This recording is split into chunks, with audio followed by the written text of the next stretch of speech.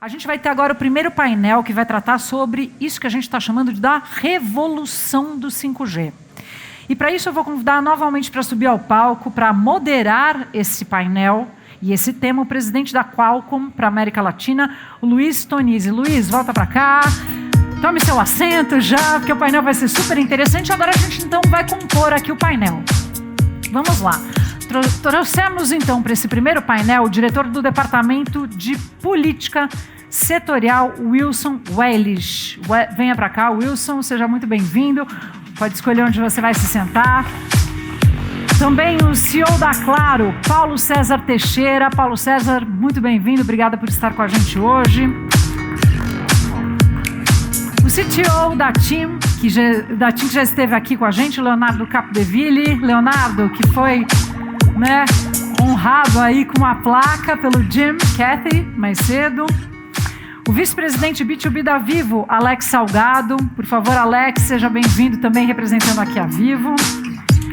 O superintendente de outorga e recursos à prestação da Anatel, o Vinícius Caram. Vinícius, obrigada pela presença com a gente também. E finalizando, então, as participações aqui do nosso painel, eu chamo o presidente da Agência Brasileira de Desenvolvimento Industrial, a BDI, o Igor Calvé. Igor, seja bem-vindo também. Podem tomar todos os seus assentos. Igor ficou aqui com a cadeirinha pertinho aqui de mim. E é isso. Então, muito bem, o Luiz agora vai moderar e mais tarde eu volto. Então, um bom painel para todos vocês. Bom, obrigado a todos, aos nossos convidados ilustres aqui. Vou começar com os nossos amigos aqui com o Wilson. Wilson, queria fazer uma pergunta para vocês lá do Minicom, né? Na sua opinião, né, o impacto do 5G, no edital do 5G e na política pública de expansão da conectividade do país. Como é que você vê que isso vai ser pelo lado do Ministério? Alô, conectado já. Bem, primeiro agradecer o convite em nome do ministro. Infelizmente o ministro não pôde estar presente hoje, então coube a mim, como diretor de políticas setoriais do Ministério das Comunicações, Secretaria de Telecomunicações, representá-lo. Agradecer demais a Qualcomm pelo convite e a todos que estão aqui, né, para a gente debater um pouquinho mais sobre essa questão do 5G, essa revolução que o 5G vai trazer, em especial para a expansão da conectividade no país, né? Então, para mim, o edital do 5G ele é muito mais do que um novo edital de radiofrequência, né? Ele é talvez a maior política pública de expansão da conectividade do planeta. E por que eu digo isso, né? Porque apesar de assim, não ser, em termos absolutos, o maior leilão que foi feito, né, até então, ele é o maior da América Latina, mas é um leilão que visou fazer uma substituição do valor a ser arrecadado para compromissos de abrangência, né, para a gente levar a conectividade, expansão da conectividade para todo o país. Então, como o ministro comentou, né, mais de 90% do valor do leilão foi convertido em obrigações de expansão da conectividade. Foi um leilão não arrecadatório, dos 49 bilhões que deveriam ser arrecadados, 42 foram convertidos para essas obrigações. Foi um leilão que visou dar mais competitividade para o setor, então tivemos aí novos entrantes também no setor, né, com lotes regionais, talvez o Caram deve falar um pouquinho mais sobre isso também. Mas foi um edital que buscou ali trazer o 5G standalone para todos os municípios brasileiros. Né? As capitais já estão entrando em operação, já tivemos Brasília, São Paulo, Porto Alegre, entre outras capitais que já estão operando, mas a gente vai levar 5G standalone para todos os municípios do país, além de mais de 1.700 localidades também, não sede, que também serão cobertas com 5G, mas muito além disso, né, a gente tem aí o edital do 5G levando conectividade em 4G para mais de 7.000 localidades também, espalhadas por todo o país, mais de 3.200 estradas, né, espalhadas por estradas, rodovias federais espalhadas por todo o país também, que representa aí, eu acho que algo em torno de 35.000 quilômetros de estradas cobertas com tecnologia 4G. Ele também trouxe ali uma política de conectividade para escolas muito importante, né? Mais de 3,1 bi voltados para a conectividade de escolas, um projeto que está sendo tocado pelo conselheiro Vicente da Anatel de forma brilhante. Também ali obrigações para a construção de uma infraestrutura de fibra ótica no leito do Rio Amazonas, como o ministro comentou, mais de 12 mil quilômetros de fibra no leito dos rios, né, uma fibra subfluvial que vai lá desde Macapá até Tabatinga, né, na fronteira com o Peru, e também pelos os afluentes do Rio Amazonas, chegando ali nas principais cidades da região amazônica.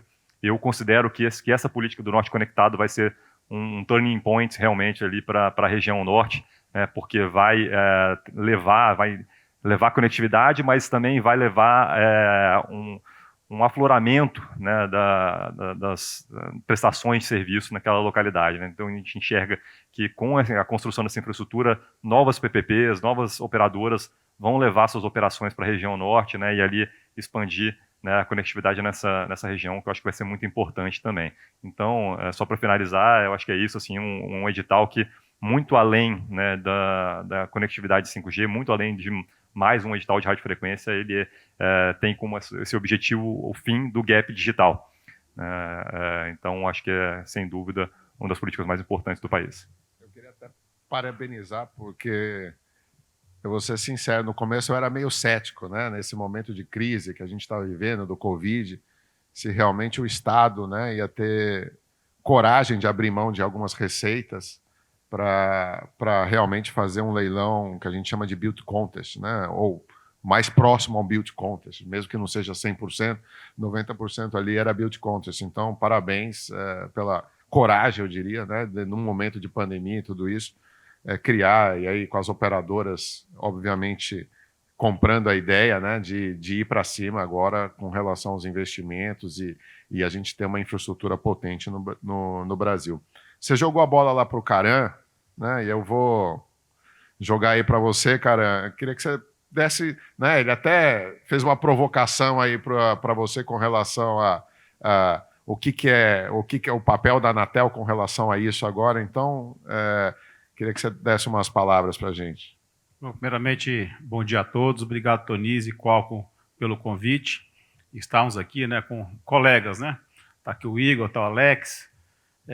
Trabalhamos juntos. Acho que a gente é setor de telecomunicações, então a gente sabe que telecomunicações é a base de qualquer área de infraestrutura econômica do país. Então está aqui com o Wilson representando o ministro, Paulo César, com quem tive a oportunidade de trabalhar, Cabo Deville tive a oportunidade de trabalhar, outros colegas aqui também trabalhei junto. Estávamos outro dia no painel da FEBRABAN. A gente está nesse momento, de fato, convergência, unindo esforços para trazer essa conectividade para o país, e o 5G é isso. Então, a gente vendo aí esse modelo arrecadatório, vendo os balanços setoriais, analisando ontem, foi 8 bilhões de investimento no trimestre, no balanço trimestral, são mais de 25 bilhões de investimentos nas redes móveis. Tudo isso está trazendo, de fato, o crescimento da conectividade, e isso traz vantagem não apenas para o consumidor final, no B2C, mas temos que avaliar também o B2B, para monetizar agora essa rede que está chegando. Então, chegamos agora já em 5 capitais, estamos liberando hoje o sinal, 5 horas da manhã, já estava lá conferindo o pagamento dos boletos para permitir a subida dos sites de Salvador, Curitiba e Goiânia, e agora estamos trabalhando fortemente, testes já vão começar a ser realizados amanhã para o Rio de Janeiro, Florianópolis, Palma e Vitória.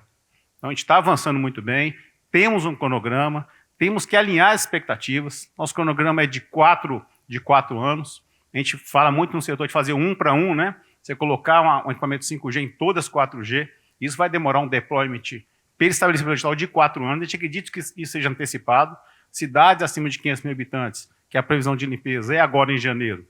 Não precisamos esperar até 2025 para instalar. Então, a gente já faz aqui um apelo para que todos possam promover e antecipar a ativação dessas cidades assim que o GAISP disponibilizar. E aqui já agradeço a oportunidade, falando em nome do presidente do Bagor e do conselheiro Moisés, presidente do GAISP.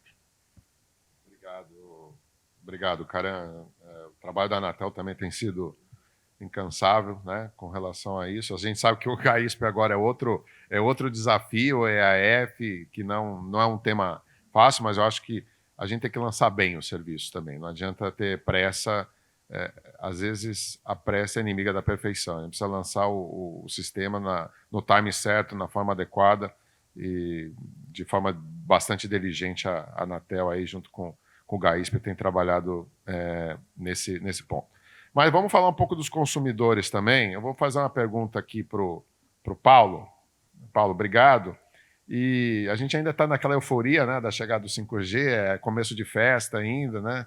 Ainda não deu tempo de ver muita coisa, mas como é que está sendo a percepção dos consumidores, né? Os clientes aí da Claro? Quais são os primeiros feedbacks, insights que vocês estão coletando com relação à chegada do 5G, onde ele foi lançado? Bom dia a todos, bom dia, Luiz e participantes aqui desse painel. É uma satisfação muito grande estar aqui com vocês. Primeiro que a expectativa que se criou foi muito grande, né? Ou seja, o acompanhamento que a imprensa fez do leilão e posteriormente do lançamento do 5G, né? Levantou a bola para o setor chutar, né? E eu até falava há pouco aqui que a gente tem um pouco controlar as expectativas, né? Ou seja, não fazer over promise, ou seja, se prometer muitas velocidades inalcançáveis, né? Eu até li um relatório há pouco. A rede mais rápida do mundo hoje, na média, é a rede coreana, que está com 420 megabits por segundo. Todas as demais, abaixo de 400. Então, calma lá, né? Tem uma coisa de demonstração, tem velocidade de demonstração, depois tem velocidade de uso efetivo. Que é muito, 400 é bastante, né? Ou seja, não é pouco, né?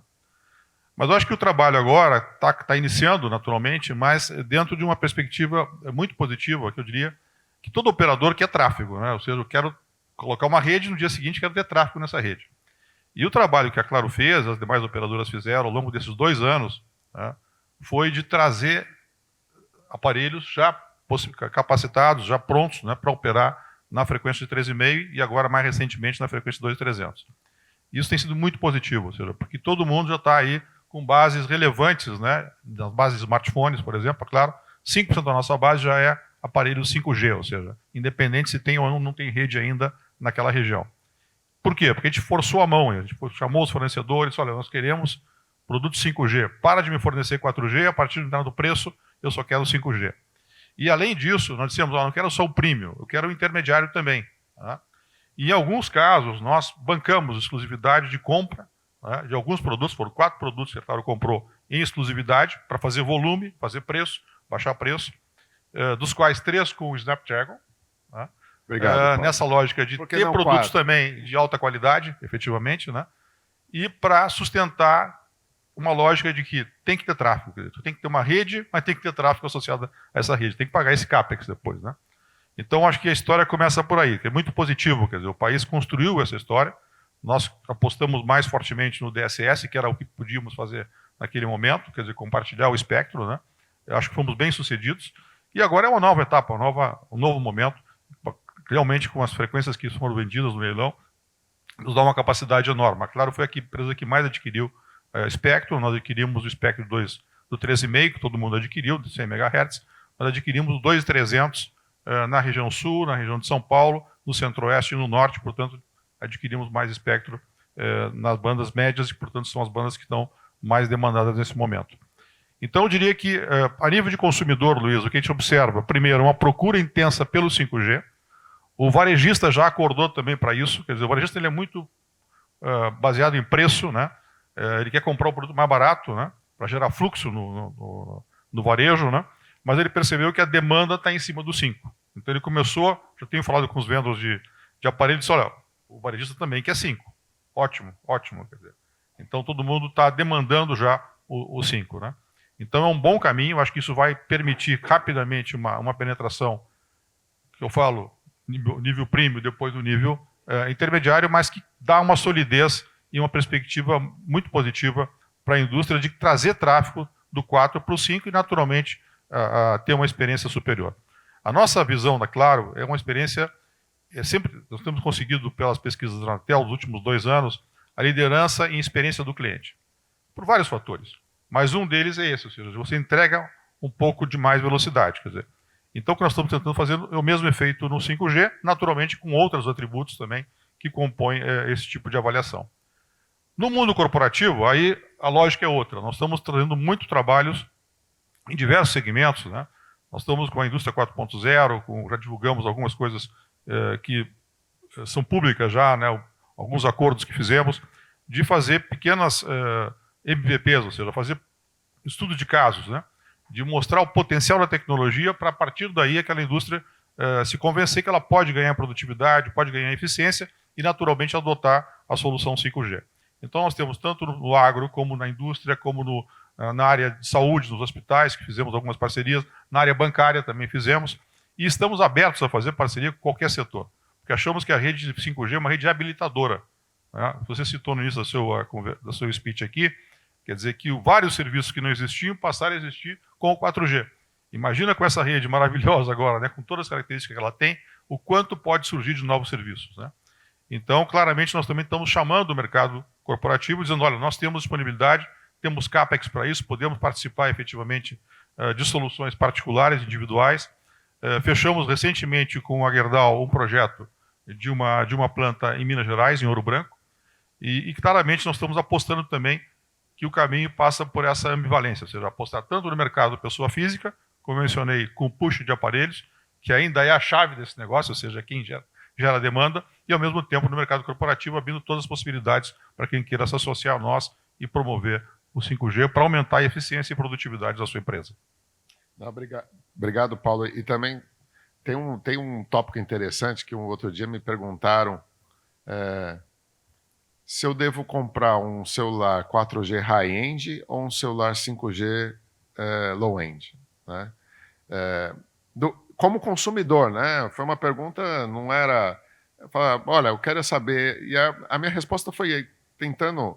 que a gente tem esse hype do 5G, como é que a gente transforma isso em experiência para o cliente, né? Eu fiz algumas perguntas simples, mas no final eu falei, se você gosta de tirar foto, quando você compra um celular 5G, já na gama média, ele vem com uma coisa que chama AI, que é o que permite, na verdade, a foto ficar melhor. A gente pensa, às vezes, que é a lente, que você está colocando 250 mega, ou o que seja, mas o AI que está por trás, que tira 1 milhão de fotos ali e seleciona as 2, 3 melhores. Corrige a foto do amador, né? Exato, corrige a foto. Depois eu perguntei bateria. Né? Querendo ou não, na rede 5G, você, como trabalha com consumo de energia menor, cada vez a gente vai, né? Pela própria parte de chipset também, você vai trabalhando com chipset menor, o consumo de energia por giga é menor. Então, se você consome e o consumo por giga é menor, é melhor você ir para o 5G. Né? Depois, o próprio throughput. Né? Então, eu acho que também tem aí, junto com os usuários, né? E com todo, agora, com a chegada do 5G, e a gente tem falado muito com os retailers também, e com vocês, com as operadoras, como que a gente transforma essas vantagens, que muitas vezes a gente conhece no papel, numa linguagem que as pessoas, né, os consumidores, entendam como vantagem para ele, por que ter um dispositivo, né, com 5G, mais do que o throughput que a gente está falando, né? Você mesmo falou, a rede mais poderosa tem 400 MB, né? Mas não necessariamente ele vai usar só a velocidade. Ele vai usar outras características que estão por trás, sem falar de latência e outro, né? No futuro bem próximo, e aqui está nas demos, o XR, você vai ter um outro dispositivo conectado ao seu celular, muito em breve. Né? Hoje você já tem um smartwatch, daqui a pouco você vai ter uma cinta, um sensor para telemedicina, enfim... Né? Então a gente tem que também passar um pouco essa mensagem, né, é mais até educativa, né, para o nosso usuário. Vou passar, já que você falou bastante de consumo, deu uma pintada aí na parte de B2B, eu vou passar para o Alex com relação o que se espera, né? A Vivo tem uma presença muito forte nessa área de B2B aqui no Brasil, né, como as outras operadoras. Mas o que significa a chegada de 5G como oportunidade, você vê, Alex? Primeiramente, bom dia, é um prazer estar aqui com todos vocês. Obrigado pelo convite, Tonise. No B2B, primeiro o 5G para mim é a primeira tecnologia de mobilidade que ela tem mais potenciais de aplicações novas, inovadoras de curto prazo, do que no próprio B2C. O B2C vai experimentar, obviamente, um crescimento no curto prazo de velocidade, de capacidade de utilização, vão chegar as novas tecnologias mais imersivas como um todo, mas em B2B a tecnologia já começou a ser aplicada já, né? A gente começou com tecnologias experimentais, num ponto de indústria 4.0 que o Paulo começou destacando aqui, a gente automatizou recentemente a fábrica da Foxconn aqui, toda em 5G, boa parte dela está rodando. Você consegue ter operações que são paperless, operações que são automatizadas, com logística automatizada, garantindo segurança para as linhas de produção, garantindo mais eficiência. Hoje, com as câmeras que a gente implementou ali, por exemplo, com a inteligência artificial, a gente consegue saber real time se tem algum colaborador em situação de risco. Colocou a mão onde não deveria colocar, fez uma manobra que você consegue paralisar toda a linha de produção, trazendo segurança. Isso já é realidade em B2B aplicado. Mesmo para inspeção de qualidade, você consegue fazer inspeção de qualidade com a conectividade proporcionada com as câmeras integradas, também real time. Você não precisa fazer seleção de um ou outro dispositivo para poder inspecionar a qualidade. Você consegue inspecionar a qualidade de 100% da linha de operação. E a gente pode dar um salto para outro tipo de indústria. A gente pode ir para mineração, por exemplo, ou para petróleo. Indústrias que já têm implementadas redes privativas em 4G, que já se valem desse tipo de tecnologia para poder automatizar suas plantas, tirando pessoas de regiões de alto risco, aumentando a produtividade das operações, e que agora passam já a fazer uma evolução natural para o 5G. E se a gente trouxer para o retail, aqui também as aplicações são inúmeras. É impossível, como o Amon comentou aqui no começo, e você também dizer tudo o que vai acontecer efetivamente para soluções novas de 5G, mas eu já vejo, por exemplo, no retail, com a chegada dos tags inteligentes de preço, com toda a gestão de segurança das operações, gestão de cadeia fria, tem um potencial enorme de aplicações de soluções em B2B, e se empurrar para bancos, né, que a gente estava discutindo no fórum aqui da Febraban na semana passada, a gente consegue trazer um grau de segurança para a conectividade, substituindo parte da LAN, que hoje não é cabeada, depende de uma série de dispositivos de segurança para assegurar a correta operação de uma loja, de um banco. Você consegue fazer isso totalmente conectado em 5G, diminuindo o consumo de energia, consumo de cobre, você dá flexibilidade dentro do espaço da loja, que a agência não deixa de ser uma loja, e por aí vai. Então, o 5G, ao passo que vai acontecendo a evolução, como o Paulo colocou, como o Léo certamente colocará, para a infraestrutura do Brasil, e todas as operadoras, as 3 grandes operadoras do Brasil, vêm investindo muito em infraestrutura para poder ter o 5G na sua plenitude o quanto antes, certamente beneficiando a pessoa física no uso geral, mas para B2B, as aplicações já começaram a ser implementadas, trazendo valor para a operadora e para o mercado como um todo.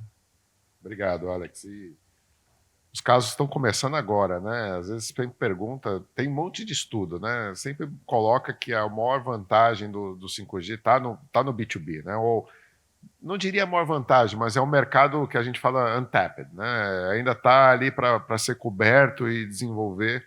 Eu acho que um pouco aqui também desse tipo de discussão e de público é como a gente começa a criar esse ecossistema aqui também no Brasil, né? A gente já tem até com a Vivo também participou com a gente ali no Fundo Nacional de IoT, onde tem um BNDES como empresa âncora. Como é que a gente estimula o mercado também a criar aplicações, e não só o device, só a rede, mas aplicação específica, né? Porque ninguém conhece mais o agro que o cara do agro, ninguém conhece mais óleo e gás que o cara do óleo e gás, né? Como é que a gente começa a desenvolver aplicações específicas, né? Ou use cases específicos para esses segmentos aqui no Brasil, né?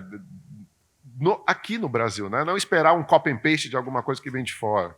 Esse é um ótimo exemplo, ótima pergunta, Tonis, assim, e só citando alguns exemplos do que a gente vem fazendo, e eu vou falar do agro, porque o agro é um tema que é Brasil, né? É difícil replicar o agro do Brasil em outro local, e tem uma coisa que impacta diretamente a nossa economia e evolução. A gente tem hoje laboratórios com clientes, laboratórios com parceiros da indústria, como obviamente vocês, a gente tem uma grande parceria nisso, e também entidades, né? Então, eu pego aqui, por exemplo, um dos laboratórios, a gente tem um laboratório Café, que é uma faculdade de engenharia, vocês e a indústria para poder desenvolver soluções para a indústria 4.0 para a agricultura. A gente tem parceria com a Exalc para poder fazer soluções desenvolvidas para o agronegócio, parcerias nos mais diversos setores de saúde, por exemplo, vem crescendo muito a aplicação do 5G para poder fazer gestão de hospitais. Você consegue trazer, com o volume de adensamento de conectividade dentro de hospitais, uma eficiência operacional muito grande para esse tipo de sistema, e num país que nem o nosso, baixar o custo da saúde é super relevante também. Então, o caminho para mim, respondendo a sua pergunta, é o diálogo constante entre o cliente final, né, a indústria em si, para que a gente consiga entender o que impacta e qual a melhor tecnologia para poder colocar para ele e desenvolver um ambiente específico. Tive esses dias com um cliente discutindo o ciclo da cana-de-açúcar, que você pode ter uma aula em uma reunião de 1 hora e aprender muita coisa sobre isso. O Brasil hoje, obviamente, produz muito cana-de-açúcar pelo etanol ou pela própria exportação de açúcar. Muitos maquinários, por exemplo, tem um botãozinho que se aperta e economiza 7% do combustível do diesel. Essa empresa especificamente gasta em torno de 300 a 400 milhões de reais de diesel por ano. Só que você não consegue gerenciar hoje porque não está conectada àquela máquina. Conectando essa máquina com 5G, você pode economizar 7% no PNL e você imagina o impacto que você traz para o meio ambiente de fazer a não utilização de um diesel ineficiente. Isso acontece porque a gente tem solução da indústria, e aqui a gente investe em startups que trazem essas soluções. Quem desenvolve a tecnologia especificamente não é a Vivo, isso eu levo integrado sempre com algum parceiro. Então a gente tem parceria com centenas, milhares de empresas no Brasil para poder levar essa solução final para o nosso cliente.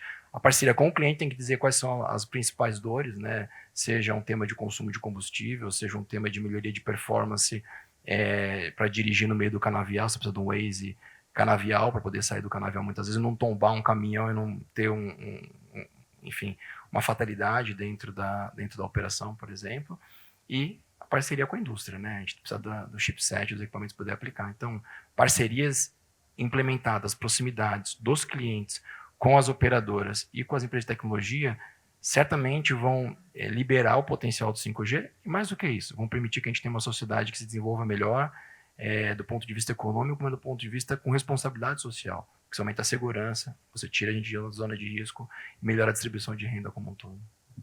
Obrigado, Alex. E acho que como indústria, né, eu vou aí perguntar para o Léo agora, mas como indústria também a gente tem que pensar, a gente, né, é um setor que às vezes a gente resolve problemas bilionários, não é nem milionário, e aí você vai ver, e não é uma crítica, na verdade é só uma linha, né, para pensar. A gente está lá depois brigando para ver se a conexão vai custar R$10 ou 12, né? E brigando ainda, e a gente está resolvendo, talvez, que nem você falou, um problema muito maior como indústria, né? Trazendo um ganho para o país, um modelo de precificação também, né? De não vender só conectividade, mas nós como indústria começar a vender o caso de uso, né? Vender a aplicação e fazer parte dessa cadeia, eu acho que vai ser chave para o sucesso das telcos, né? E de empresas como a Qualcomm também. Você olha uma Microsoft hoje, você olha um Google, é tudo sobre subscription, né? Você quer um determinado serviço por determinado momento, você vai lá e assina, né? O cara não vende mais, você não compra um Office 365 hoje mais, né? Você aluga, né? Então, acho que esse modelo todo a gente vai ter que repensar, né? De cadeia de valor, né, de como a gente também monetiza, né, como indústria. Aí eu estou falando, todos os atores aqui, como é que a gente faz isso, né?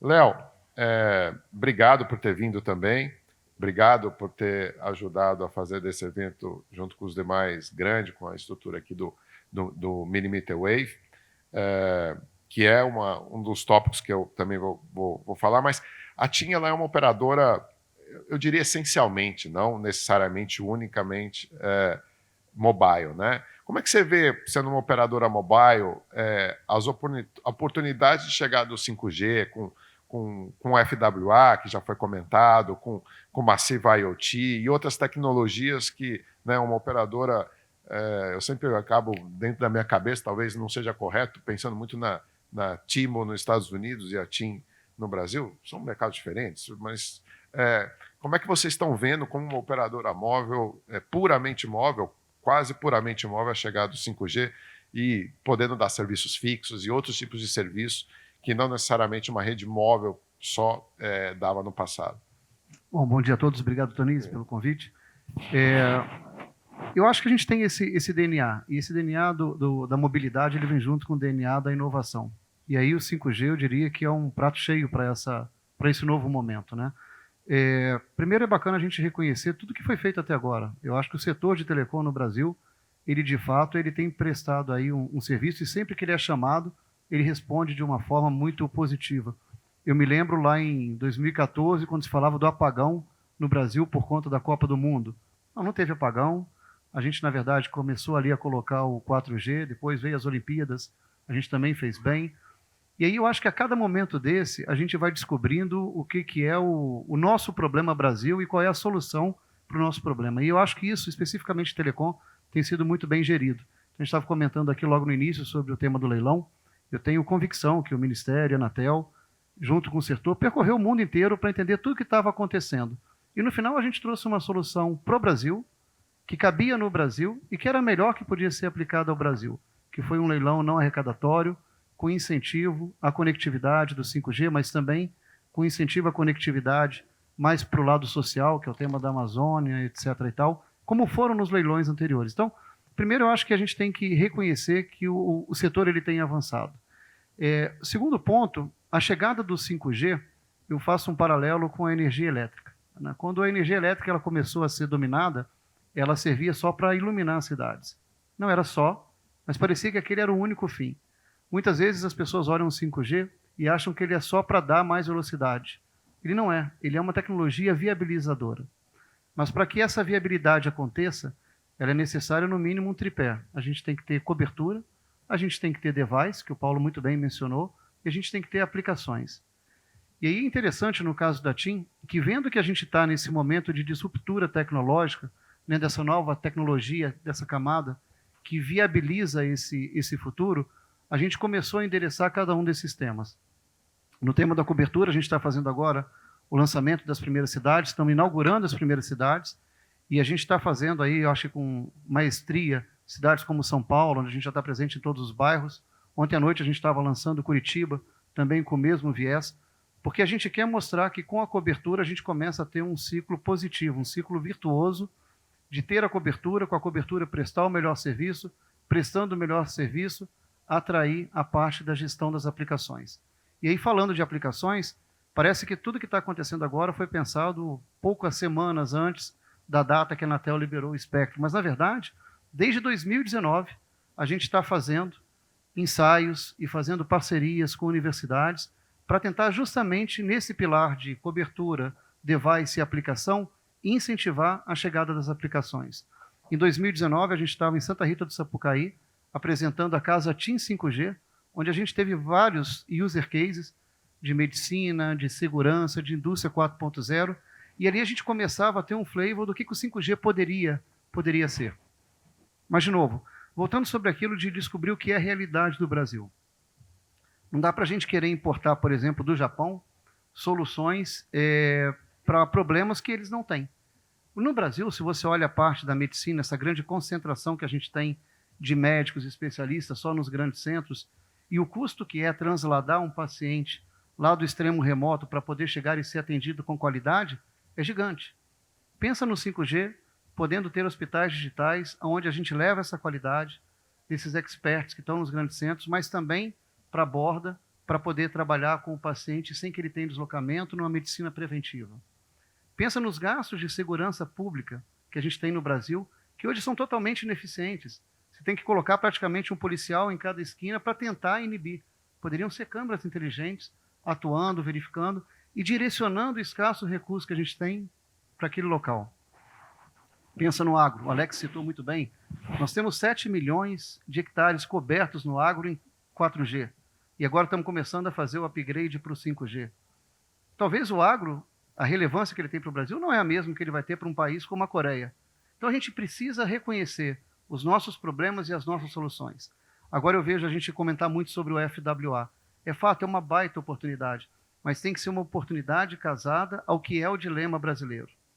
E aí, por cima disso tudo, surge a palavra da monetização. Como que as operadoras podem monetizar? E aí a gente precisa subir na escala de valor. Tem um ponto que eu acho que é fundamental reconhecer, que o 5G, na verdade, ele é esse amálgama, ele conecta todas essas pontas. Mas existe uma série de tecnologias também que são emergentes ao mesmo tempo.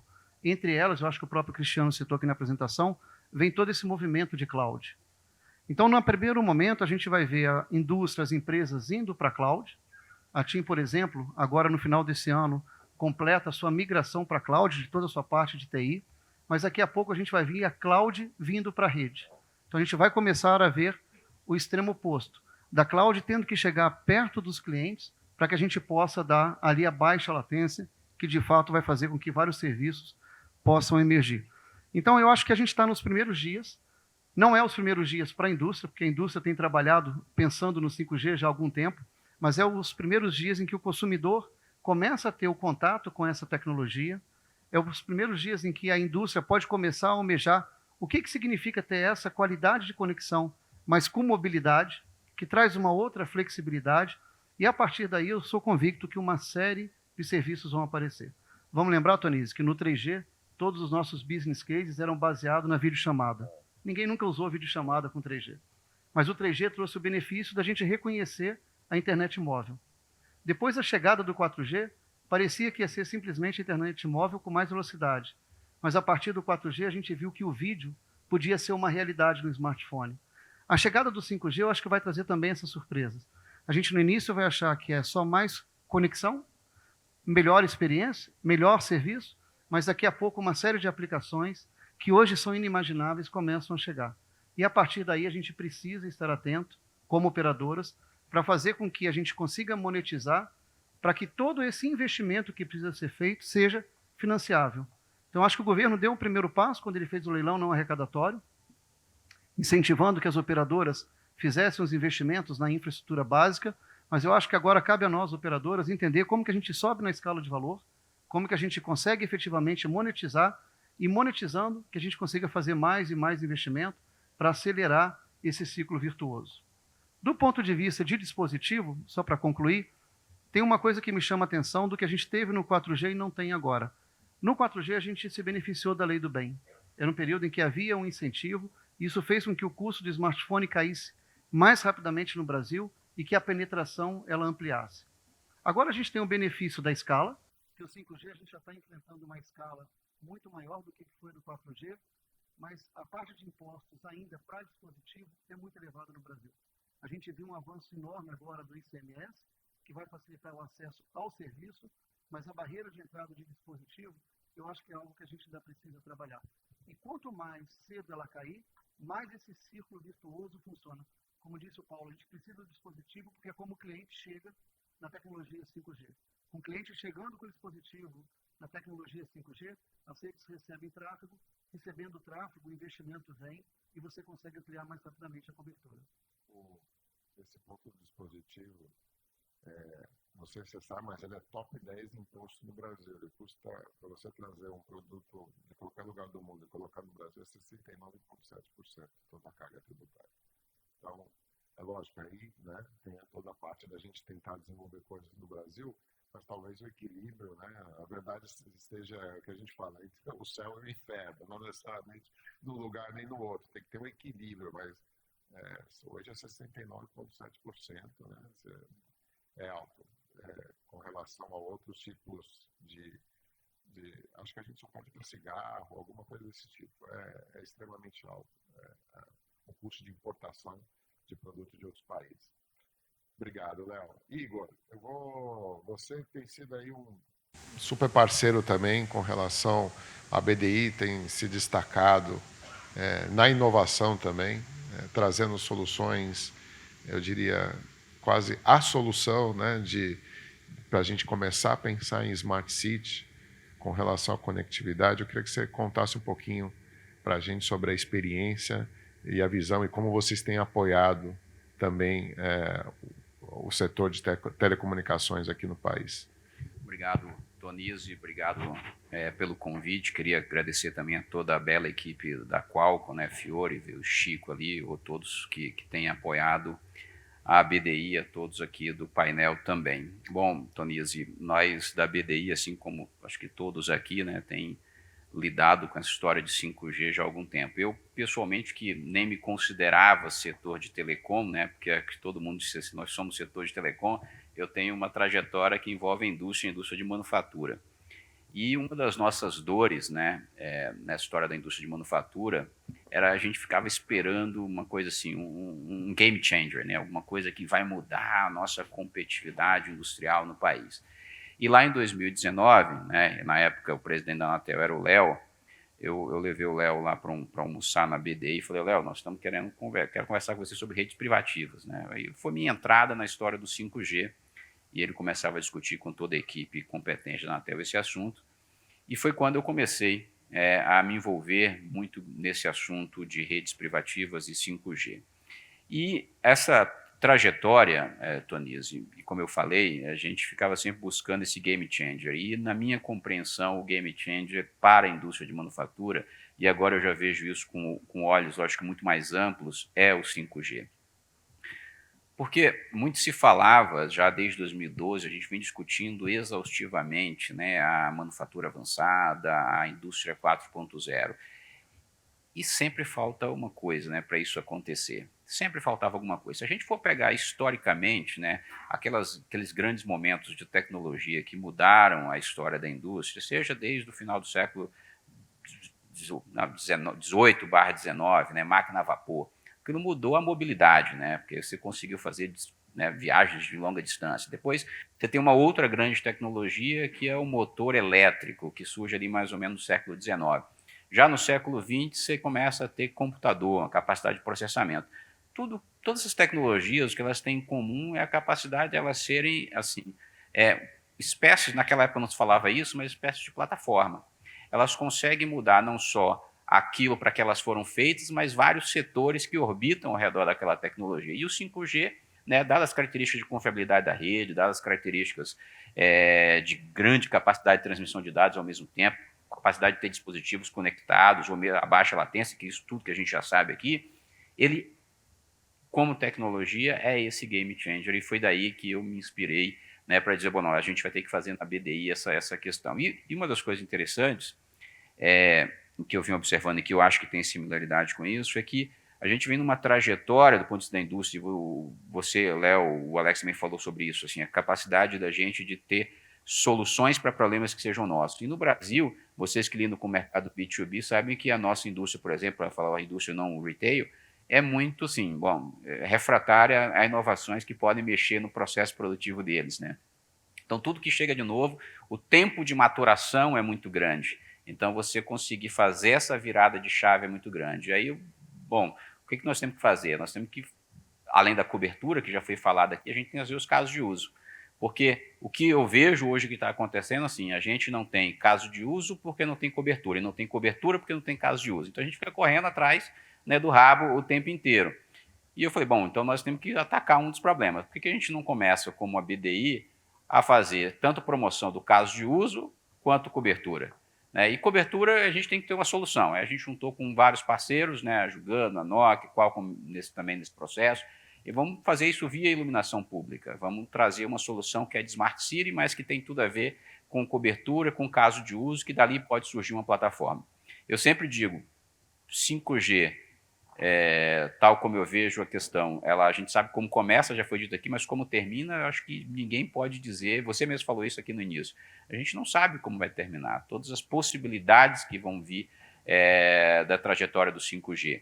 Eu mesmo estava discutindo nos Estados Unidos há algum tempo, umas semanas atrás, a questão do Open RAN, que eu sei que tem uma agenda de vocês. E a gente está com um projeto também de casos de uso de Open RAN, né, na floresta amazônica, na área de saúde, que é para levar atendimento de saúde, né, em comunidades afastadas. Então, daqui a pouco você tem soluções com drones levando, por exemplo, atendimento ou medicamento ou vacina para comunidades ribeirinhas distantes, que hoje você não faz nem pela capacidade do drone, nem pela questão de conectividade. Então, você começa a ver um mundo de uma maneira que é completamente diferente daquilo que a gente tem. A gente está testando casos de uso em indústrias como a VEG, por exemplo, e está com realidade aumentada, no processo produtivo, que eu acho que é super interessante, aumentando a produtividade, a eficiência no processo produtivo, que é o que eu me dispus a fazer enquanto agência de desenvolvimento industrial. Então, acho que fica um pouco assim desse sentimento aqui, Tonise, de que a gente, pelo menos na BDI, está tentando quebrar esse ciclo, está tentando, ao mesmo tempo, de cobertura e caso de uso. Então, parceria com quem quer que seja. E a gente tem essa facilidade muito grande, né, de empresa privada, ou mesmo ter um acordo com a Anatel, para a gente fazer esse tipo de parceria, para quebrar esse ciclo, na verdade, e o que me interessa muito, assim, quanto mais a gente tiver uma regulação bem feita, me interessa muito, porque para mim o que interessa é como a BDI que a Vivo, que a Oi, que a TIM, que a Qualcomm ganhem muito dinheiro, porque assim eu estou movimentando um ecossistema todo que a gente precisa fomentar no Brasil. E eu comecei dizendo que eu não me considerava do setor de telecom, hoje eu já até me considero, porque no final das contas, isso tá, essa verticalização que acontecia, o setor de telecom, a agricultura, a indústria de manufatura, o setor automotivo, etc., isso está ficando muito horizontal, né? Os setores todos estão se misturando, porque o que nós tínhamos antes era assim, agora nós temos uma tecnologia de conectividade, mas essa tecnologia de conectividade, ela está junto, porque ela é uma tecnologia de plataforma, se juntou, por exemplo, às tecnologias de automação. Então, quando a gente junta esses dois mundos, da conectividade e da automação, tem coisas novas surgindo, e é isso que a gente precisa fomentar e fazer. A gente tem pressa, né? Pelo menos na BDI a gente tem sempre pressa. Então, toda semana é uma semana a menos que a gente tem para fazer o que a gente tem que fazer. E nesse caso específico, eu acredito que, como essa tecnologia é muito habilitadora, o salto de produtividade que a gente vai dar nas nossas indústrias, e indústria de manufatura, e eu já não era telecom, sou telecom, mas também estou entrando no agro. Por quê? Porque 5G chegou e pode revolucionar também o agro. Então, é nesse sentido que a gente tem trabalhado, e não poderia aqui estar o exemplo da luminária, né, que você comentou no início. Luminária é para a gente um caso de uso interessante, porque, dada a nossa regulamentação no Brasil, a possibilidade de funding, inclusive, via contribuição de iluminação pública, a gente tem provavelmente um case em que a gente pode deslanchar e romper com esse ciclo a que eu fiz referência. Obrigado. Eu acho essa a solução. Você sabe o que eu mais gosto de tudo isso? Eu acho que foi a palavra que você usou. Você quebrou um ciclo. Porque hoje é difícil para chegar, mesmo nas grandes operadoras, falar assim, não, olha, tem uma solução que a gente não conhece ainda, tem que colocar algum dinheiro em advance para criar algo que a gente não sabe qual é a receita que está por trás. É difícil, né? Chegar aqui para o Paulo, para o Léo e para o Alex e falar, não, põe um dinheiro aqui, mas a gente não sabe qual é a receita ainda, mas ela vai vir, né? A gente sabe que existe uma certa dificuldade para fazer isso.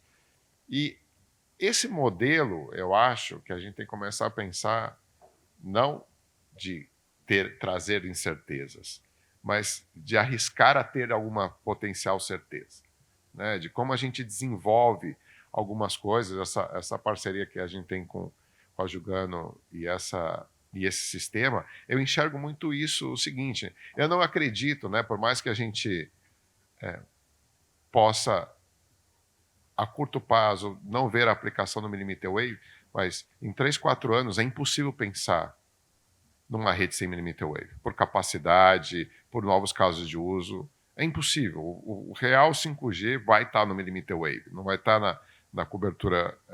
A capa do 3,5 vai ser quase igual à capa do 700 hoje. Ela vai ser para uma capa de cobertura e o real latência, baixa latência e as aplicações industriais e tudo isso vai estar no millimeter wave. Se a gente pensar nisso, a gente vai ter que levar cobertura para street level. A gente vai sair do pensamento que a cobertura era macro para cobertura indoor e para cobertura street level. Se eu posso fazer de um poste um hub de serviço, veja bem, eu não estou usando a palavra telecomunicações, hub de telecomunicação ou hub de conectividade. Eu estou falando um hub de serviço. Você tem ali o 5G, que você pode integrar já o millimeter wave, ao mesmo tempo você pode colocar uma câmera de inteligência que já vai estar integrada com inteligência artificial, você já coloca os próprios sensores no poste, você já tem a iluminação inteligente, você tem uma Smart City. A palavra Smart City é muito genérica, acho que a gente fala Smart City há 10 anos. Né? Quantas cidades realmente a gente tem de Smart City no mundo? Talvez a gente vai trazer uma ou duas de cada região e olhe lá. Né? Eu acho que esse tipo de solução, e aí pegando o que o Léo falou, conectando isso ao Edge, o processamento de tudo isso vai estar no Edge no final. Né? A própria luminária vai ser o radar, que vai ser a fonte de você olhar. Se tem uma empresa na frente que todo dia abre às 8 da manhã e fecha às 5 da tarde, você vai vender o serviço para o cara. Fala, tá aqui um alarme dizendo para você que aconteceu alguma coisa na abertura. Como tem reconhecimento facial e está entrando gente na loja na frente, você já sabe, não, esse cliente vem aqui todo dia e sai com uma sacolinha. Você pode ver até a quantidade de sacolinhas que estão saindo da sua loja. Enfim, o ponto de ônibus, reconhecimento facial para entrar no ônibus, já faz a cobrança automática. E veja bem, eu estou falando de uma luminária. Isso é a questão da plataforma que a gente vinha comentando. Exato. Então, às vezes a gente pode fazer uma analogia. Você fez ali um bilhetezinho da loteria, você colocou no bolso, você fez o jogo. Você vai, vou checar cada dia um número. Um dia você checou o número, né? Assim, aqui no Brasil são 6, né? 6 números. Você vai checando os números. Pode ser que dê certo no final, tudo isso. Mas a gente tem que ter esse negócio. Para romper o ciclo, a gente tem que arriscar. Né? E eu estou me propondo até arriscar. Eu arrisco junto, na verdade, com a BDI. Não, parabéns. E obrigado pela iniciativa. Quantas cidades nós já temos hoje? Nós temos hoje, 12 cidades já e tem mais umas 8 ou 10 na fila já. Todos atualizados. Tá bom, é melhor assim. Já atualizo em público logo. Obrigado. Eu vou voltar aqui para o Paulo. Paulo, nesse assunto, né, das ondas milimétricas, todos vocês compraram frequência de onda milimétrica, né? Na sua visão, como é que vai ser o potencial uso das ondas milimétricas? Quando que você acha que elas vão entrar realmente para valer, né? Ou vai ter... A gente está mal começando o Sub-6, eu sei, mas como você vê a visão, né, da Primeiro vamos tomar fôlego, né? A gente acabou de comprar, tem que pagar, né? Tem que cumprir um monte de obrigação. Tem o boleto do cara que a gente tem que pagar. Ele tem que comprovar que a gente pagou para depois liberar a rede, entendeu? Então, com calma. Vamos com calma. Não, na realidade, eu acho que essa questão das ondas milimétricas, realmente, a gente comprou um ativo importante, né? E que tem valor, naturalmente, né? Talvez no primeiro momento de um alcance mais limitado, mais focalizado, né? A experiência americana é muito interessante, porque eles iniciaram com millimeter wave, né, Leonardo, né? Então, quer dizer, ensinaram muito a partir daí, né? Os próprios devices agora têm incorporados, né, o millimeter wave, e eu acho que o caminho é esse, quer dizer, ou seja, vamos colocar coberturas localizadas. Eu acho que isso já dá um diferencial. Imagina você ir um espetáculo ou um jogo de futebol e assistir o jogo de dentro da grande área, né? Deve ser bacana, né? Porque aquele empurra, de repente você também faz parte daquilo, né? Então, acho que é o que pode existir no momento, né? O grid atual no Brasil é um grid complicado, porque a gente teve vários obstáculos ao longo da nossa história para construir rede no Brasil. Então, quer dizer, o grid já está duro de atender o 13,5. Imagina meter o millimeter wave aqui em cima desse grid. Nós temos pouca antena, né, face às dificuldades todas, né, que a gente teve sempre ao longo da história. Mas eu queria voltar um pouco da questão da monetização, porque é importantíssimo para nós, né? Eu não consigo dizer para o acionista agora que eu tenho que botar mais milhares e milhares de sites e eu não dissesse, olha, mas eu vou garantir um aumento de receita, né?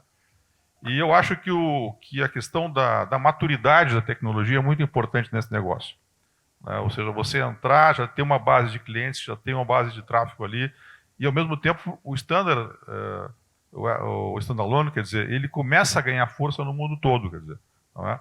Você vê que a Ásia está bem consolidada, mas na América, por exemplo, na Europa, a Alemanha agora que fez uma rede de SA. Não é? Os demais países fizeram hotspots, né? E agora parece que a T-Mobile está lançando uma rede nacional em SA. E aí realmente é onde você tem performance diferenciada e diferenciação de serviços no sentido das aplicações que você pode explorar. Então eu diria que o mundo de possibilidades, ele nasce aí, ou seja, nasce pelo diferencial que a tecnologia te possibilita e na linha do que eu mencionava no princípio, que eu acho que você comentava pelo lado da BDI, quer dizer, claramente o mundo está totalmente interconectado hoje, quer dizer. Então você consegue pegar experiências de um outro país e trazer para o Brasil imediatamente, quer dizer. Então a gente teve lá com a VEG, por exemplo, fizemos um estudo de caso lá com eles, estamos trabalhando naturalmente para prosseguir, e se observa ganhos imediatos. Tá? Você tem uma padronização das plantas de produção, quer dizer, você consegue melhorar a sua eficiência, quer dizer, você consegue melhorar a sua produtividade, quer dizer, isso vale muito para a indústria, né? Então, quer dizer, eu acho que a questão toda que se coloca é, de um lado nós temos o desafio de fazer as coberturas, né? Mas que vamos fazê-las, até porque o Brasil foi muito surpreendente nesse aspecto. Eu também era cético com relação a esse aspecto. Eu estou há 40 anos nessa indústria, eu brinco, embora não pareça, e há 25 anos como estatutário, como diretor estatutário de empresa. E sempre foi arrecadatório, né? Sempre pagava, né? Ia para um fundo que tu nunca mais sabia onde foi aquele dinheiro, e depois te virava para cumprir as obrigações. Então, na hora que inverteu, né, eu acho que deu para nós, empresas, quer dizer, né, que uma certeza que é o seguinte, nós vamos ter cobertura, sem dúvida, nos grandes rincões do país em 2029. Quer dizer, ou seja, nós vamos efetivamente transformar a sociedade brasileira numa sociedade digital. Por quê? Porque os 40 milhões que foram mencionados aqui, que não estão sendo assistidos hoje, serão assistidos. Então, acho que isso é muito bacana, né? Então, quer dizer, eu insisto que, claramente, as oportunidades estão nas nossas mãos, né?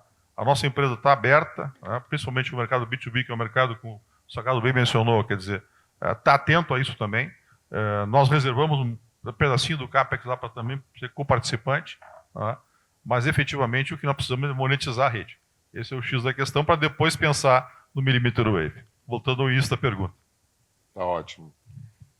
Eu acho que isso é um pouco da discussão sempre também quando a gente fica, né? Fibra, FWA, eu acho que elas são coisas complementares, mas a gente vai ter que pensar exatamente na monetização, porque é o que no final paga a conta de todos, né? Então é extremamente importante.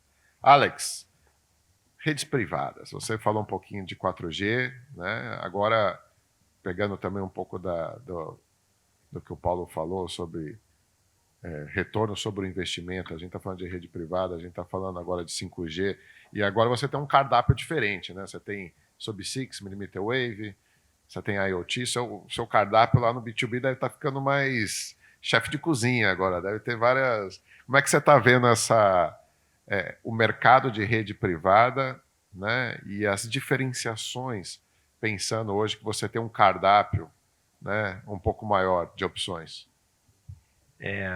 Acho que, pegando o gancho da rentabilização do Paulo, né, para mim a rede privativa é um caminho importante de rentabilização para o setor e é um caminho, como o Igor colocou, muito relevante para trazer eficiência para a indústria, seja qual for, né?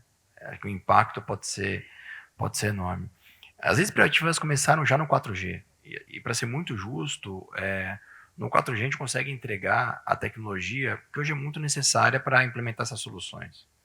A diferença para mim que tem do 4 para o 5 está no custo, porque o custo de implementar uma rede privativa no 4G é e no 5G, com a escala, com a possibilidade de fazer slice, não ser uma privativa 100% dedicada, você pode ter uma privativa compartilhada com outras organizações, outras empresas. Então, a transição para mim do 4 para o 5 e a aceleração que eu começo a ver em projetos de redes privativas de 5G passa pela eficiência de custo de implementação dessas soluções, pela competitividade das mesmas. Então, essa é uma primeira transição importante que tem do 4 para o 5. Democratiza o acesso a redes privativas. Eu consigo entregar hoje redes privativas em pequenos espaços. Não precisa ser mais um grande espaço para viabilizar um core dedicado, antenas dedicadas, infraestrutura dedicada e por aí vai. A gente tem um primeiro passo de democratização disso. E para poder capturar a oportunidade e também atender a demanda dos clientes, como você bem colocou, o cardápio está ficando bastante complexo, né? E para poder organizar isso, a gente fez o spin-off de 3 empresas nossas, bastante focadas nesse 4, para ser correto nesses temas. A gente montou uma operação dedicada para IoT Big Data. E por que juntos IoT Big Data? Porque IoT, sobretudo quando eu começo a ter redes privativas, automação gera muitos dados, eu preciso analisar esses dados para poder trazer impacto para o negócio dos nossos clientes. A outra toca o mundo de cloud, mas o mundo de cloud, não só na revenda do hyperscaler, para poder levar também esse ângulo de edge computing, de levar o processamento para a borda dos clientes, que é um ponto que o Léo tocou aqui um pouco. E uma empresa de cibersegurança, porque a segurança das comunicações, de tudo, é mega relevante. Você tem uma planta totalmente automatizada, vulnerável a ser atacada, pode virar uma catástrofe. A gente viu com os cenários infelizes de guerra recentes, que tem guerras agora que passam para poder controlar e hackear sistema de oleoduto. Então você não pode também ter tudo conectado sem segurança. Então a gente também criou uma operação de segurança. E por fim, uma integradora que implementa de fato as redes privativas e faz esse pacote todo funcionar para que esse cardápio fique mais fácil de ser preparado para o cliente e entregue, Tonise. Então, com essa organização e a proximidade que a gente vem tendo da indústria e mais abertura, viu, Igor? Você falou que a nossa indústria ou foi resistente em algum momento a discutir automação, implementar novas tecnologias. Eu já vejo muito mais abertura. Acho que a mentalidade das lideranças vem abrindo, a gente vem tendo muito mais provocação. E casos que não eram nem discutidos até então passam a ser discutidos. Vou dar um exemplo muito interessante, que parece pouco, mas que se viabiliza com esse tipo de cardápio e solução. tem uma empresa que é cliente, enfim, que trabalha com a produção de papel. Então, você tem que plantar o eucalipto e monitorar o eucalipto. Só que o eucalipto precisa de ciclo de 7 anos, né? Para você poder plantar, produzir, saber o que vai dar. Só que você não pode só plantar e largar lá, você tem que monitorar. E queimadas são um tema de risco, não só para a plantação, quanto para as pessoas que estão ali. Se tem um foco de queimadas, tem que saber o que está acontecendo antes. Hoje a gente consegue subir drone com câmera, monitorar e trazer segurança. Câmera foi invenção recente? Não. O drone é recente? Não. Mas o 5G é a tecnologia que agrupa tudo isso e viabiliza esse sistema de tecnologias integrados. Então, a gente vem... Eu tenho visto mais diálogo com as indústrias, mais diálogo com os setores, em B2B especialmente. É bastante motivador isso, porque você consegue entender de múltiplas indústrias, implementar a solução. Eu, como engenheiro que sou, adoro desenhar sistemas de solução, então no final o time acaba fazendo isso e mudando as organizações. As redes privativas, com essa barateamento, com essa melhor competitividade da solução, pela inerência trazida pela decorrência da implementação do 5G, vem viabilizando mais sistemas. Então, sinceramente, eu vejo redes privativas para mudar organizações proliferando. A gente organizou esse cardápio com 4 operações dedicadas, que são spin-off da nossa operação tradicional de telco, que obviamente vai levar cobertura, assim como as demais, para poder transformar o setor como um todo. E casos externos não necessariamente são aplicáveis aqui, mas tem muitos casos externos que podem servir de inspiração. E para fechar, e não me alongar mais, eu vou citar só um. Na Espanha, a gente implementou uma operação para poder, em 5G, fazer manutenção de estaleiro. A Espanha tem muitos portos, né? E aí, nos portos, imagina que chega um navio de tudo quanto é tipo. Treinar profissionais para fazer manutenção de navio é um trabalho complexo, né? Sobretudo que vai monitorizando embarcações. A gente implementou soluções que tem Edge com 5G XR. Então, chega um navio fazer manutenção com óculos, você consegue olhar o navio, sabe qual que é, você tem um manual, você consegue identificar o problema, e a pessoa que está fazendo a manutenção consegue ser quase que treinada real time para poder operar e tratar aquele navio. Você imagina isso aplicado no nosso país, na agricultura, na indústria, na educação. Eu não sei qual que vai ser a solução de educação final. O Léo comentou um pouco de medicina, telemedicina, aprimoramento do que a gente vê hoje de telemedicina com 5G. Agora, você imagina a educação. Assim como a gente não tem profissionais espalhados pelo Brasil inteiro para poder prover a saúde, a gente também não tem para a educação. Você imagina o quanto que a gente pode transformar a sociedade com esse tipo de tecnologia chegando no 5G. Então, está aberto para poder entender, servir desse cardápio tecnológico, e aí tem múltiplas empresas, a Vivo certamente também está preparada para isso, com a visão de B2B, B2C, a gente vai transformar a sociedade. Muito legal. A gente discute muito dentro da Qualcomm, Alex, parte dessa monetização, porque a gente sempre fala a palavra monetização, né? Monetização, mas, ok, como realmente tentar fazer uma monetização diferente? E você tocou num tema que é o que a gente acredita ser um dos caminhos, realmente essa parte do analíticos, né? Imagina que você tem, no nosso caso, né, sei lá, 70% dos devices conectados, você está coletando informação o tempo todo nos chipsets, e dentro do Edge e da rede, né? O que a gente faz com isso? Em pró, né?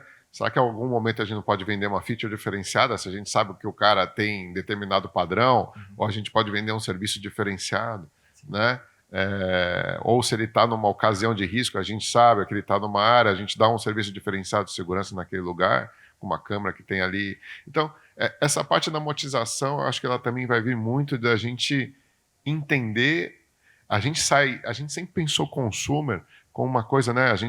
One fits all, né? A gente faz uma coisa que serve lá para milhões de pessoas e é um modelo que funciona, ok. Mas cada vez mais agora a pergunta vai ser como a gente vai para o nível pessoal e não só para o nível coletivo, né? A experiência de cada um, em determinado momento que cada um procura. Acho que o B2B reflete muito isso também, né? Quando vocês falam que vocês estão olhando ali o Analytics e tentando, no final você está olhando o retorno do investimento do seu cliente, né? Do cliente e também é uma releitura do que a gente é como setor hoje, né? Eu acho que uma crítica às operadoras em si, talvez não ao setor como um todo, é que a gente por muito tempo se posicionou como um provedor de conectividade e as aplicações ficaram nas mãos de outros. Eu tenho um exemplo de uma operação nossa no Reino Unido, que ela teve um impacto de rede, foi impactado, isso é público, então posso comentar. Ela ficou por um período longo de tempo paralisada, né? E a gente falou para o cliente, o correto é devolver o dinheiro do cliente por esse dia que ele ficou, mas vou devolver em dobro. Vou devolver em dobro o dinheiro. A gente recebeu o crédito e falou assim, nossa, mas só isso por esse período todo impactado? Eu falei assim, mas estou devolvendo o dobro do que você me paga. Então, no final, o cliente, a gente se posiciona muito numa discussão de preço, conectividade, e o cliente não percebe no dia a dia, conscientemente, tudo que ele tem de benefício por ter aquela conexão promovida pelas operadoras.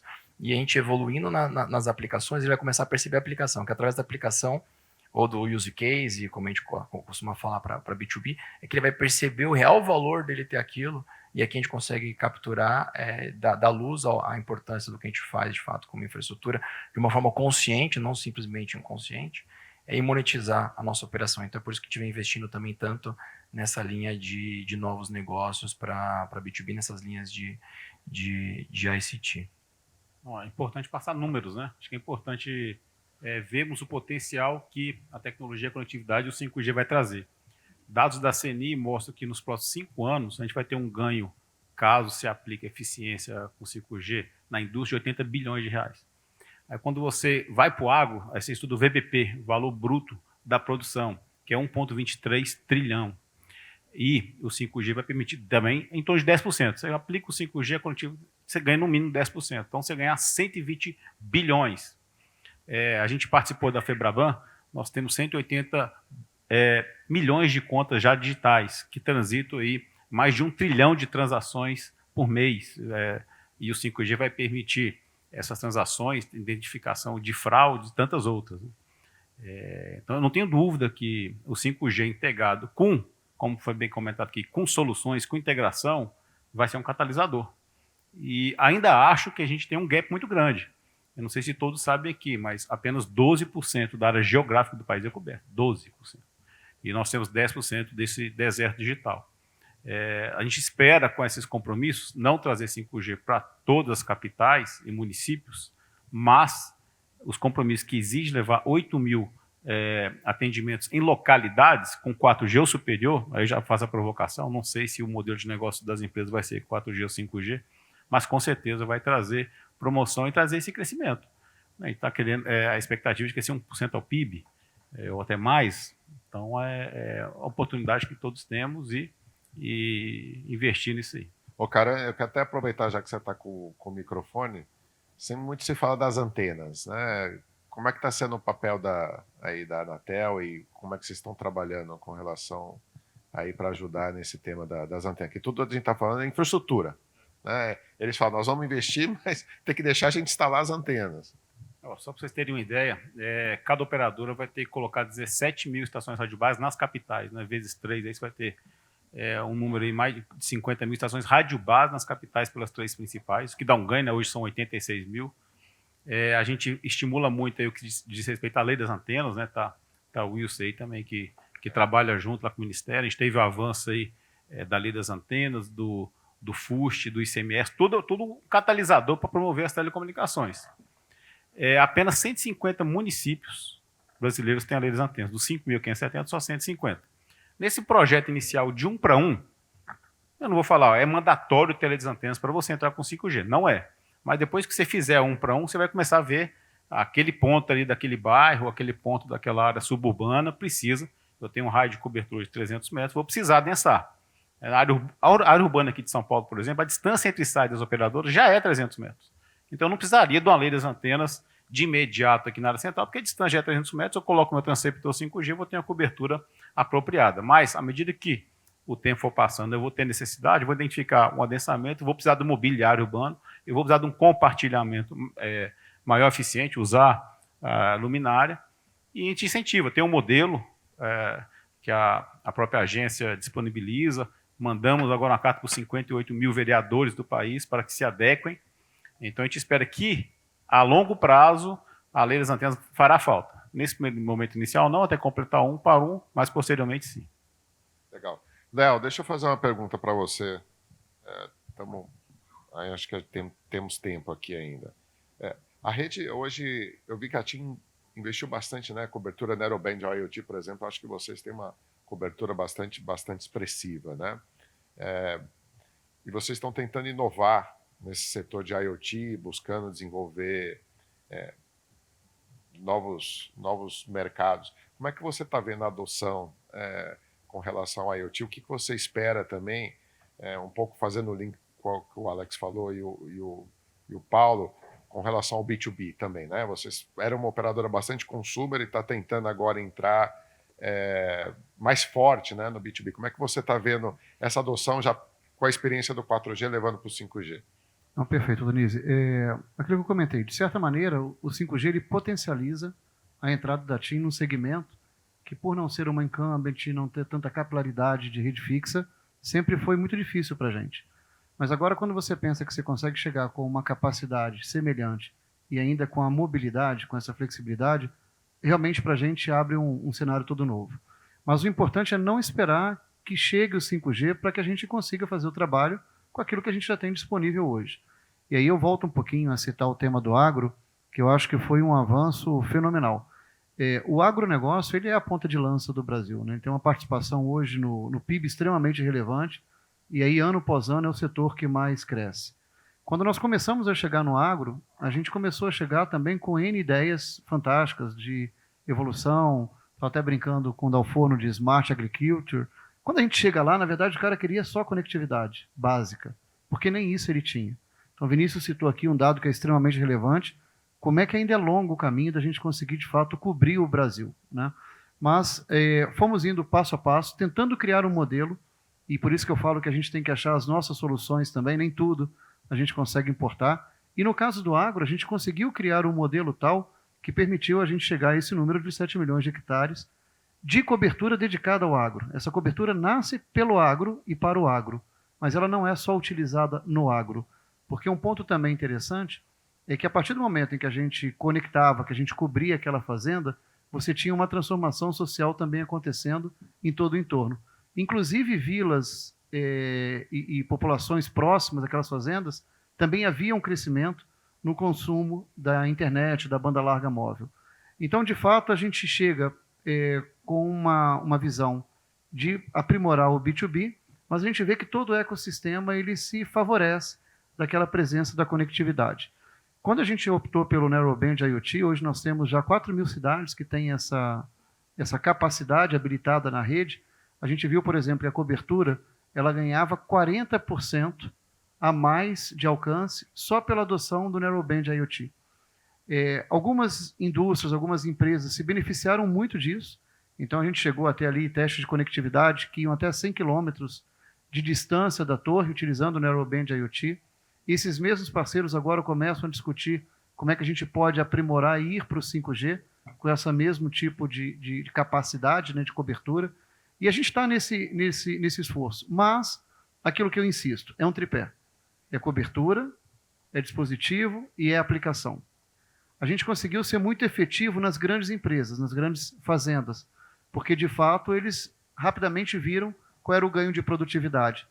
Mas a gente ainda tem um problema seríssimo de como viabilizar esse mesmo modelo para pequenas e médias propriedades no Brasil, que também perfazem um número bastante importante dessa produção nacional que a gente tem, chegando até na agricultura familiar. Então tem caminhos aí, a gente precisa ir descobrindo como que a gente vai destravando esses modelos.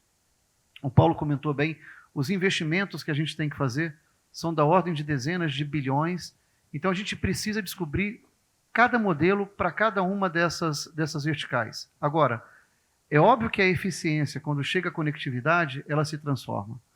A questão importante é entender que essa eficiência está sendo deixada no negócio e que, portanto, a parte relativa a essa eficiência tem que ser dividida entre os setores que compõem, senão daqui a pouco você não tem o capital para investir. Ou seja, se a gente chega, faz uma eficiência brutal, transformacional, em uma determinada vertical, mas o cara começa a olhar aquilo só com uma conectividade, pode ser que a gente não ganhe escala suficiente para poder fazer a transformação que a gente quer. Pega o segmento de logística no Brasil. Então a gente está trabalhando muito no agro, mas ainda no setor de produção, lá da colheita, lá na fazenda. Mas pensa depois no desperdício que provavelmente se tem no transporte, desde a linha de produção até que isso efetivamente seja embarcado num porto para ser exportado. Pensa quando tudo isso estiver automatizado, o quão gigante pode ser essa eficiência e, vamos dizer, essa competitividade que o país ganha. Então, o IoT, ele nasce nesse primeiro momento. Às vezes me perguntam, poxa, mas o que vai ser a mudança do 4G para o 5G, por exemplo, no agro? Se hoje, por exemplo, você consegue monitorar uma colheitadeira com 4G em tempo real e está com todos os dados ali, com 5G você não só começa a monitorar, mas você começa também a operar ela remotamente. Então, esses são os saltos que a gente vai dando. Mas, de novo, eu não acho que a gente tem que esperar o 5G para poder começar a trabalhar nessa automação. O IoT é uma baita oportunidade, já poderíamos avançar muito hoje se os outros dois mecanismos desses pilares funcionassem. Dispositivo e aplicações. Smart City, ela vai ganhar um impulso enorme com 5G, mas ela já poderia acontecer com 4G. Concordo. Tem duas aplicações. Eu tive uma reunião com o Banco do Brasil que foi muito interessante, né? Ele estava me mostrando, por exemplo, quando a colheitadeira está conectada, ele faz o seguro. Como ele sabe o que ele está colhendo, o preço do seguro é mais baixo. Então, o Banco do Brasil fala, se você tiver a máquina conectada, o seu preço é tanto. Se não tiver, o preço é tanto. Por sinal, é ele que está dando crédito. Tem outro caso do Banco do Brasil interessante que eles estavam me mostrando. Em várias dessas áreas, como vocês colocaram, não tem cobertura. Como não tem cobertura, a maioria dos empregados tem que ir no banco físico. A maioria do banco físico que tem é uma agência do Banco do Brasil que eles colocam, porque eles que dão crédito também, ou são grande parte que dá crédito para o agricultor. A partir do momento que leva a agricultura, leva a cobertura, abre-se as contas digitais. De quem? Do Banco do Brasil, porque o cara paga pelo Banco do Brasil e toma crédito pelo Banco do Brasil. Então você viu que os bancos, aí eu peguei o Banco do Brasil como exemplo, ele criou um ecossistema de business para ele em volta do que você só está cobrando a conectividade. E talvez, será que ele não poderia ajudar a pagar a cobertura? Eu só estou fazendo uma provocação, mas... Eu acho que poderia, talvez uma boa ideia. Né? Mas daí tem que ir lá no Fausto e cobrar dele. Eu queria agradecer a todos por ter abrilhantado a nossa discussão. Como eu disse, a discussão aqui era sobre negócios de 5G, né? Como a gente transforma tudo isso em realidade, ao factível. Wilson, Paulo, Léo, Alex, Caram, obrigado, Igor, por ter vindo, por ter abrilhantado, e agradeço a todos por terem participado.